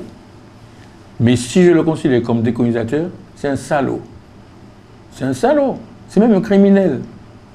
Pourquoi? Il faut dire les choses. Moi je passe pas les mots. C'est clair. Je l'admire en tant que Français, mais je le déteste en tant que décolonisateur. Parce que c'est un dégueulasse. Qu'est-ce qu'il a fait? Il vous libère. Il faut voir déjà sa mauvaise foi. C'est que lorsqu'il a proposé la communauté française, c'est-à-dire que tous les pays africains ont des communautés. Donc il a proposé aux Africains de choisir. Il leur a donné le choix. Oui, mais attention, c'est un faux choix. Il leur a proposé d'être la communauté française, c'est-à-dire d'être enfermé carrément comme esclave, avec la France comme président, et tout le monde des premiers ministres. Mais attendez, mais il leur a proposé, les Africains peuvent. Il a proposé. Il y a le Mali qui a refusé. Non, pas le Mali. Sékou Touré, la Guinée de Sékou Touré. C'est tout. Si, le Mali de Modibo Keïta, non. Sékou Touré qui a refusé. Il y en a deux. Sékou Touré a refusé. Qu'est-ce qu'il a fait, Sékou Touré? Mais regarde, il est méchant. Le gars a pris l'indépendance. Il a demandé qu'on enlève tout ce qui est français du pays. Même les chaises, ils ont brûlé les véhicules qu'ils ne voulaient pas. Ils ont cassé les maisons. Il fallait voir ça. C'est de la méchanceté. C'est de la méchanceté. C'est ça décoloniser. Parce que le gars veut partir, on le fout à zéro. En plus, ils ont fait l'opération, comment ça s'appelle cette opération-là, où ils ont arrosé le pays de fausses monnaies. Oui. Ils ont arrosé le pays de fausses monnaies pour faire couler l'économie. Et De Gaulle, c'est un gars sympa. C'est un dégueulasse. En plus, alors les autres qui restaient, qui ont échappé à ce massacre-là, ils sont devenus il les a massacrés autrement parce qu'il leur a dit, écoutez, on vous libère, mais à 14 conditions. Pan. Ça veut dire que nous sommes toujours vos chefs et vous êtes des marionnettes. En fait, c'est ça le résumé. Eh bien, il a mis quoi? Il a mis des gars qui étaient pro-français, comme Houphouët-Boigny, c'est le plus grand traître à l'Afrique. On a beau dire, mais non, mais il faut... Le plus grand traître, Houphouët, Senghor, le grammairien français, là, c'est des dégueulasses, ces gars-là. Pourquoi? Alors, ils sont plus français que les Français. Ils sont pour l'intérêt de la France et pas de leur pays. Et je dis pourquoi. Les autres gars qu'on a mis là, c'est des gars qu'on a formés à l'école William Ponty. William Ponty, c'est une école qui est sénégale, qui formait, qui désinformait finalement tous les cadres. Et qui étaient des cadres qui étaient capables de diriger avec des idées françaises, etc. Il y avait Maga, Apiti, du Bénin, Aomadegbe. Il y avait, il y avait le gars du Tchad, là, comment il s'appelait là, Tombalbaye. Oui, Tombalbaye. Il y avait le gars du Cameroun, j'oublie son nom. Mangabel. Peu importe, oui. Mangabel, il était un fonctionnaire français qui était fort. On les a mis là comme président. Là où il y avait des présidents qui étaient vraiment des nationalistes, comme Olympio qui n'avait pas été formé par la France, qui est un gars qui avait fait l'Allemagne, l'Angleterre, etc., quand il a voulu sortir, il a dit, bon, écoutez, la souveraineté, c'est la monnaie. Donc, nous, on sort du franc CFA, nous allons faire notre propre monnaie. Mais la monnaie devait sortir le 16 janvier, le 13 janvier, on l'a assassiné. Qui l'a assassiné? Un commando qui était renseigné par l'ambassade de France. On a tué le gars dans l'ambassade des États-Unis. Et le gars des États-Unis a appelé pour dire il est caché chez moi. Oui, absolument. Eh bien, ils étaient tous complices. Ok. Le plus spectaculaire, c'est la décolonisation de De Gaulle, c'est bidon. C'est Kadhafi. Laissez-moi vous dire, vous êtes français. Oui. Est-ce que vous êtes français? Bien sûr que je suis français. Donc, vous avez intérêt à ce que la France soit un pays puissant et fort et riche. Oui, honnête surtout. Attendez. Vous préférez une France honnête et pauvre ou une France peu malhonnête mais riche? Non, pas honnête, riche. Il y a des pays qui sont riches sans être malhonnêtes. Ça existe, ça existe. Mais l'Allemagne. Attendez. Pourquoi vous dites ça? Les Allemands se démerdent tout seuls, hein. Et ils ont pris du fer, parce qu'on les a pompés, ils ont payé. Hein. Oui. Ils ont payé jusqu'à la lie, Oui. le truc de la Seconde Guerre mondiale. Ils se sont relevés, sans pomper qui que ce soit, où que ce soit. Alors les Français peuvent faire pareil. Mais les Français ont une autre histoire que l'Allemagne, quand même. C'est une toute autre histoire. Ils ont peut-être un tempérament différent. En tout cas, chaque fois que la France réussit à s'enrichir, vous devriez être heureux. Vous avez l'air de défendre complètement les Africains, machin. Vous êtes français, donc normalement vous devriez être content que la France arrive à s'en sortir, que De Gaulle fasse ce qu'il fait, du moment que ça vous permet, ça permet aux Martiniquais d'avoir le RSA, aux fonctionnaires d'avoir 40%, d'avoir un pays développé. Bon, ben, la vie est belle pour voir. Mais non, c'est pas mon raisonnement. C'est pas comme ça que vous discutez. Mais non, le RSA, non, c'est de la rigolade. C'est-à-dire que ça nous empêche de réfléchir. Il y a le RSA, il y a la Sécu, il y a machin. Mais oui, mais attendons, réfléchissons. D'abord, on va faire le pour et le contre. Combien d'argent rapporte l'outre-mer à la France? 1. Combien d'argent la France dépense l'outre-mer? 2. Est-ce que la différence est raisonnable? C'est comme ça qu'il faut parler. Pas il y a le RSA, ceci. Le RSA, c'est des miettes par rapport à ce qu'on devrait avoir normalement. Mais oui. C'est-à-dire que les Martiniquais... C'est-à-dire que ça, c'est des trucs qui on donne plein la vue. Il y a le RSA, la machin, mais c'est pas ça. Il faut voir quelle est la somme que la France tire de la Martinique et de l'outre-mer. C'est ça que les Martiniquais ont du mal à comprendre. Quelle est la somme que nous donnons à la France? C'est-à-dire, on n'a pas de cuivre, on n'a pas d'or. On n'a même pas besoin de réfléchir. Là où on se trouve, là, en Amérique, qu'est-ce que la France fait en Amérique sans nous? Elle serait où? La France est un point stratégique ici. En plus, le seul fait d'être là. Le domaine maritime. Oui. Comment ça?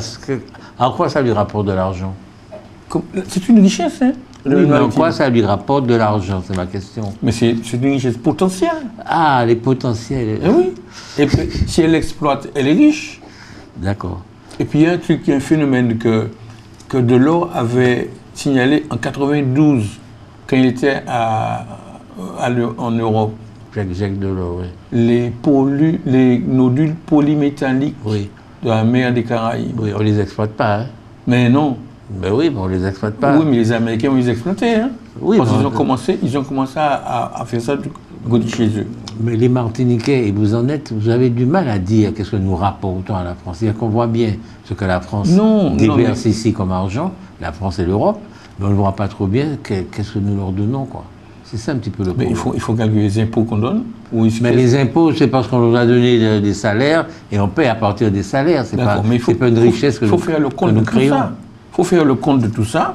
Moi, je ne suis pas placé pour faire le compte. Il faut faire le compte de tout ça, de tout ce qui entre, de tout ce qui sort. Et puis, il faut savoir que nous avons une position stratégique, que la France a un domaine. Sans le domaine maritime de l'outre-mer, la France serait au 20e rang des puissances européennes. Alors, il y a... Et puis, il y a la biodiversité. La biodiversité, il n'y a rien en France. La biodiversité, c'est la Guyane, c'est nous. C'est nous, la biodiversité de la France. Et la France, ça Ok. veut dire qu'à part nous, elle n'a pas de biodiversité. Et notre biodiversité lui rapporte beaucoup d'argent. Mais oui. Mais non, arrêtez. On a une Mais biodiversité c'est qui une richesse rapporte quoi? potentielle. C'est potentiel, mais pour l'instant, Même ça quand on rapporte parle rien. du Congo, quand on parle de la forêt du Congo, et c'est quelque chose d'extraordinaire. C'est une richesse potentielle. Je vous pose une question. Il y a un conflit économique entre la France et un pays d'Afrique. Qu'est-ce que vous souhaitez qu'il gagne? Le pays d'Afrique ou la France? Non, c'est pas un combat. C'est pas un combat. C'est un conflit économique et il faut que ça soit équitable.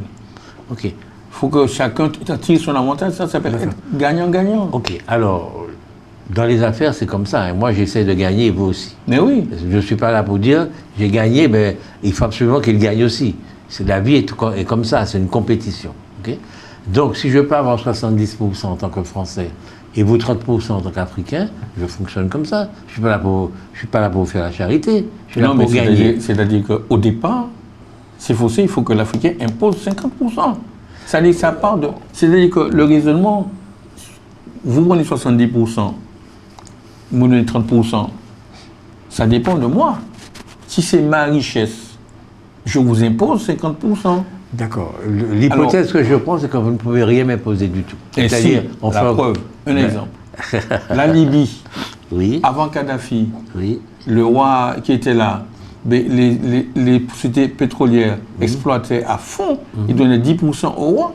Kadhafi est venu, 70% oui, puis on l'a vont tué. à la Libye On l'a tué. et le reste On l'a aux tué. autres. On l'a tué. On l'a tué. Kadhafi, on l'a tué. Oui, mais pourquoi on l'a tué? Non, mais c'est pour tout ça, je suis d'accord. Non, non, mais c'est... Ce que je suis en train de vous dire, je prends une hypothèse d'école, parce que je voudrais vous découvrir, vous, Max Auguste Dufresneau. Il y a un conflit économique, donc il n'est pas, on ne tue pas du léger, entre deux puissances, la France et un pays africain. Est-ce que vous préféreriez que le pays africain gagne ou la France? C'est ça ma question. Non, mais c'est pas simple comme ça. Mais C'est pas simple. c'est une hypothèse d'école. Ils ne sont pas seuls dans le monde. C'est une hypothèse d'école, c'est pour voir Mais j'ai déjà expliqué Ah, quoi? qu'il faut que chacun tire son avantage. Mais l'Afrique... Il n'y a pas question que celui un gagne, l'autre perd. Il faut que chacun tire son avantage de ça. Bon, il y en a un qui tire 30%, l'autre 70%, c'est la France qui tire 70%. Vous allez vous battre pour que l'Afrique... C'est qu'au départ, ça a été mal négocié. Ok, donc vous allez vous battre pour que l'Afrique arrive au même niveau que la France. Non, oui, absolument. D'accord. Et si c'est le contraire? Si c'est l'Afrique à 70% et la France 30%, Non, vous allez vous battre pour que la France... soit à égalité. Absolument. Vous êtes d'une habileté diabolique. Vous êtes d'une habileté diabolique. Parce que vous ne voulez pas répondre à la question. Parce que nous, les Martiniquais, nous sommes français, mais nous défendons le monde entier, très souvent, contre la France. J'ai observé ça. La France a toujours tort. C'est-à-dire que nous sommes prêts à toujours donner raison à ceux qui s'en prennent à la France d'une façon ou d'une autre. Vous n'avez pas remarqué ça? Non, moi, c'est pas mon genre. Moi, en France, il y a des choses qui sont bien. Il faut reconnaître ce qui est bien. Bon, je crois que même, et il faut savoir trier ce qui est bien. La littérature française, je ne dis pas gaga dans la littérature française. Il y a des zones, des époques de littérature de la France que j'aime beaucoup. Les figures du Bellay, Ronsard, etc. C'est vraiment des intellectuels purs. Mais toute ce qu'on appelle le siècle des Lumières, pour nous, c'est le siècle de la pénombre. Ah oui? Ah oui. Tous les cas des Lumières ne font que nous insulter. Montesquieu, Victor Hugo, Voltaire. Jules Ferry, Voltaire, tous nous insultent. Pour moi, les Lumières en France, c'est la pénombre chez nous. D'accord. Mais oui. Par contre, il y a des... Jean-Paul Sartre. Mon livre de chevet, c'est Jean-Paul Sartre. Je dormais avec L'être et le néant. Eh bien, dis donc. Et oui, parce que c'était difficile à lire. Vous avez des goûts particuliers. Hein? Et je lisais 5 lignes avant de dormir. Dis donc. Mais il faut que ça turbine là-dedans. Hein. Alors, reparlons. L'émission est pratiquement finie, mais on n'a presque pas parlé de votre livre.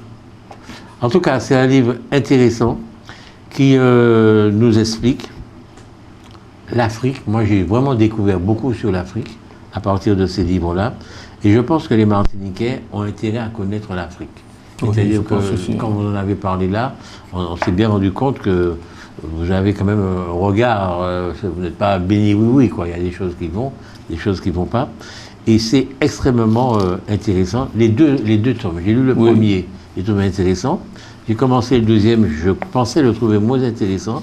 Et puis au fur et à mesure de la lecture... Le premier est surtout documentaire, c'est-à-dire que ça donne des renseignements sur les provenances des différentes ethnies africaines. Et le deuxième, c'est plutôt philosophique. C'est un jour que je discutais avec Aimé Césaire et qui parlait il me disait, il faut à ce peuple une utopie refondatrice. Et j'ai intitulé le deuxième tome Utopie refondatrice, en mettant en valeur certaines choses que les Noirs ont fait, notamment l'histoire des Mandingues qui ont traversé l'Atlantique, qui sont arrivés au alors là, franchement, on a l'impression qu'on vous a payé pour expliquer ça. Ce sont les Nègres qui ont découvert l'Amérique. C'est pas Christophe Colomb. Non, avant il y a eu les Vikings. Ah bon, vous dites pas ça là? Oui, les Vikings. Vous avez parlé des Vikings là? Oui, les Vikings avant, il y a parlé de... il y a eu les Vikings, il y a eu les Chinois même. J'ai surtout vu que c'était donc que vous vouliez montrer que Christophe Colomb n'était vraiment pas le premier. Quoi. Ah non, c'est pas le premier. Et qu'il y avait un roi, je ne me rappelle plus son nom. Aboubakari II. Voilà, qui vraiment a découvert, quoi. Oui. Et qu'ils étaient très aimés des populations. Les têtes mandingues qu'on trouve au Mexique, chez les Olmecs, c'est les têtes de ces gars-là. Et le surnom de Che Guevara. Oui. Che, ouais. Ça veut dire l'homme. On dit là, El Che. Non, mais c'est extrêmement intéressant. Je veux dire que ce sont des choses qu'on apprend nulle part, quoi. Je veux dire, c'est pas dans l'école que nous suivons qu'on va nous apprendre ça. Donc je pense qu'il faut lire ces livres pour connaître beaucoup plus de qui nous sommes, quoi. Sans cesser d'être qui nous sommes vraiment. Nous ne sommes pas africains. Bien sûr, non, moi je suis entier, moi je suis fier d'être entier, il n'y a pas de problème. C'est vrai? Ah, moi je suis très content d'être entier, et mes enfants aussi. Vous êtes content ou vous êtes fier? Ah, je suis non content mais fier. Pourquoi vous êtes fier? Ouais. Et quand les gens insultent les entiers, je me sens insulté moi-même. Pourquoi vous êtes fier? Qu'est-ce qu'on a fait d'extraordinaire? Parce que nous sommes des gens formidables. Ah ouais? Ah oui. Par exemple, je vais vous dire quelque chose.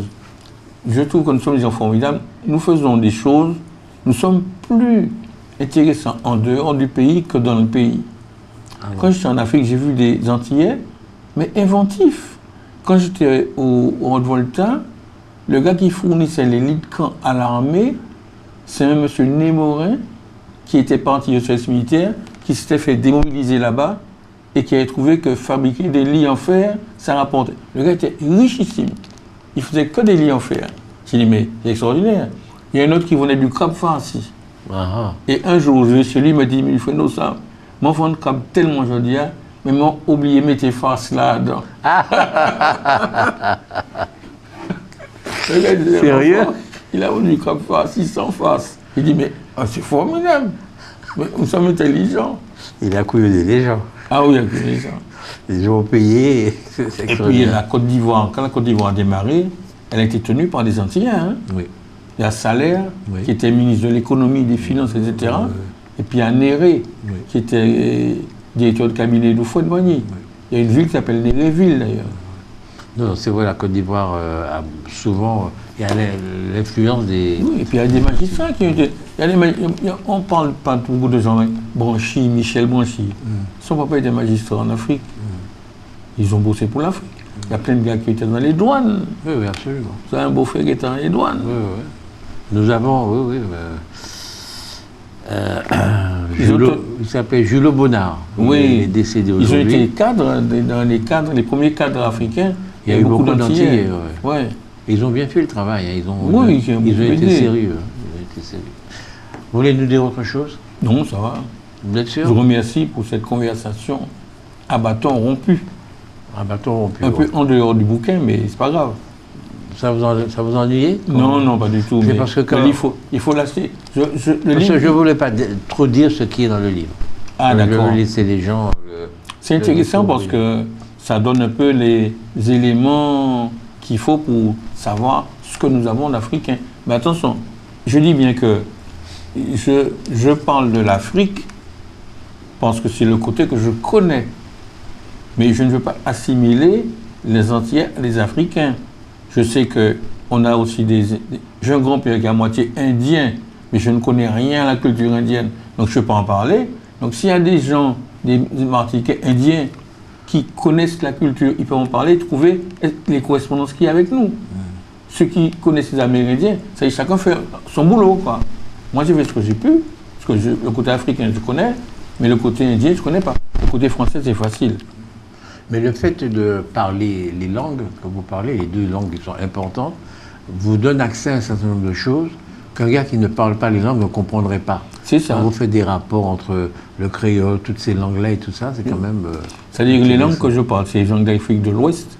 Et c'est de là que l'Afrique de l'Ouest et l'Afrique centrale que sont venus la majorité des esclaves et dirigés vers nous. Ouais. Tandis que vers le Zambie, l'Afrique qui parle Swahili, c'est vers Madagascar, la Réunion, les Seychelles, Maurice, par là. C'est pourquoi les créoles sont différents. Le côté, c'est les Mascareignes, donc avec influence de l'Afrique de l'Est, et nous, c'est créole antillais, Afrique de l'Ouest. D'accord. Merci beaucoup. Chers amis de Canal Martinique Télévision, nous avons eu le plaisir de converser pendant 1h30 devant vous avec Max Auguste Dufresneau, qui a fait 2 livres. Enfin, c'est un livre en 2 tomes. Alors, il y a Visage d'Afrique dans la Caraïbe, tome 1. Nos aïeuls venus d'Afrique, ceux qui nous ont transmis, voilà l'histoire. Pourquoi vous avez écrit nos aïeuls? Pourquoi pas nos aïeux? Nos aïeux, oui. Vous avez écrit nos aïeuls? Oui, je pense. On dit aïeux ou aïeux, on dit les deux. Je sais pas, il me semblait qu'on disait on dit aïeux. les deux. On dit les deux. Je crois, oui. Et puis, il y a quelqu'un qui m'a expliqué que quand c'est très loin, c'est aïeul, quand c'est moins loin, c'est aïeux. Alors, je ne sais pas si c'est vrai, un prof de français nous le dira. Ah, d'accord. Et puis, Visage d'Afrique dans la Caraïbe, tome 2, l'utopie refondatrice, que vous avez emprunté à Aimé Césaire, en tout cas l'expression. Le titre. Merci beaucoup, et à très bientôt. Ok, au revoir.